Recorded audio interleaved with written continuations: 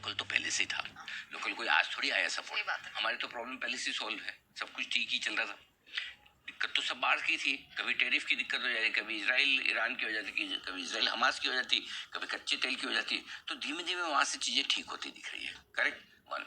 अब रहा सवाल हमारे अपने ट्रिगर का, जो कि कल की वीकली एक्सपायरी का, मंथली एक्सपायरी का है।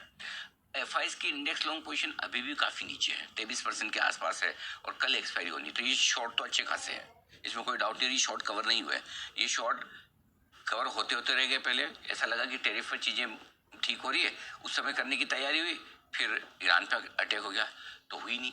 ईरान पे अटैक होने के बाद ऐसा लगा कि अब हो जाएगी, फिर वो बीच में कल ऐसा लगा कि वो सीज फायर पक्का नहीं हो रहा, तो फिर और भेज दिया। सो अब आज और कल का दिन तो बचा है आपके पास में शॉर्ट काटने का, तो एफआईएस को तो काटना ही पड़ेगा। सो मेरा ये समझना, आज और कल एक्सपायरी तक शॉर्ट कवरिंग का सहारा मिलेगा, और ऐसे में डाउन साइड लिमिटेड आपके, और अप साइड की गुंजाइश है।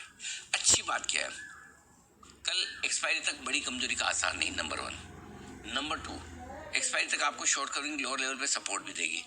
और नंबर 3, सबसे बढ़िया चीज जो कल भी देखो और आज भी देखो, ये बाजार की स्पीड, आराम से, इसको कोई जल्दबाजी नहीं है, इसको पता है कि मुझे वहां तक जाना है, मुझे धीरे धीरे आराम से जाना है, मुझे कोई तेज दौड़ लगा के भागने हाफने में इंटरेस्ट नहीं है। हर एक लेवल पर आराम से बाइंग सेलिंग हो रही है, हर एक लेवल पे बायर और सेलर के पेशेंस और डायरेक्शन और उसके कॉन्फिडेंस का टेस्ट हो रहा है, और धीमे धीमे बाजार बढ़ रहा है। और इस तरह की तेजी बाजार के लिए बहुत अच्छी, ये क्वालिटी वाली तेजी है। कई बार लोगों को क्वांटिटी वाली तेजी, फटाफट भावा जाए, बढ़ना 200 बढ़ के खत्म हो, नहीं, ये वाली तेजी ज्यादा काम की है। जब जिस स्पीड से आप बढ़ते हैं, घटने के वक्त वही स्पीड काम भी आती है। तो अगर धीमे धीमे आप बढ़ेंगे तो घटने की रिस्क कभी आई तो वो भी आपकी धीमे धीमे वाली होगी, ये बड़ा फायदा होता है। ठीक है।